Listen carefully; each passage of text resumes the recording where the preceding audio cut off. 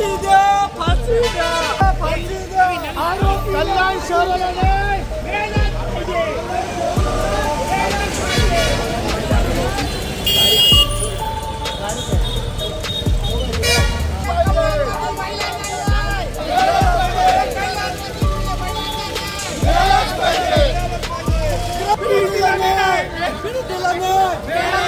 नाही, त्याची देखील चर्चा आज पोलिसांची झालेली आहे.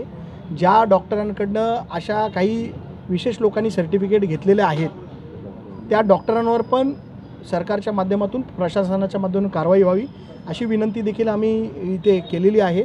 आणि हा जो नराधम आहे याच्यावरती कोणाचा राजकीय वर्दहस्त होता, इथले कुठले लोकल राजकारणी त्याच्याबरोबर होते, त्यांचे फोटो देखील आम्ही काही दिवसात व्हायरल करणार आहोत.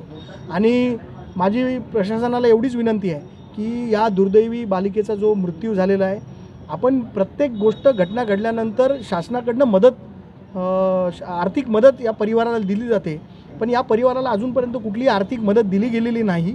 माझी शासनाला विनंती आहे की 25 लाखाची मदत या पीडितेच्या परिवाराला मिळावी शासनाच्या माध्यमातून, अशी मी शासनाला विनंती करतो.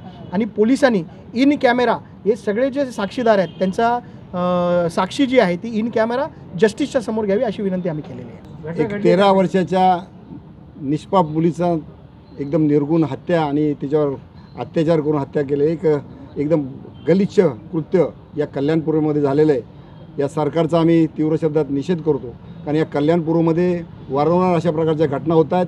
महिला असुरक्षित आहे, वारंवार होत आहे. या निवडणुकीमध्ये सुद्धा लोकांनी तो मुद्दा घेतला होता की या ठिकाणी गुन्हेगारी वाढणार आणि त्याचा प्रत्यय आता येतो आहे. या प्रवृत्तीचा आम्ही निषेध करतो.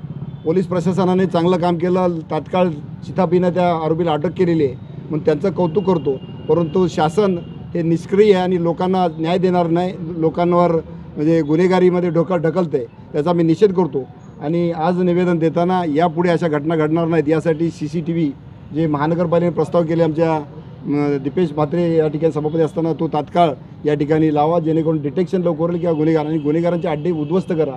त्या ठिकाणी नशेडी गंजडी बसतात आणि तिथूनच गुन्ह्यांचा आगार होतं आहे. हे अड्डे उद्ध्वस्त करा, बार उद्ध्वस्त करा, अशा प्रकारच्या सूचना, अशा प्रकारचं निवेदन आम्ही दिलेलं आहे.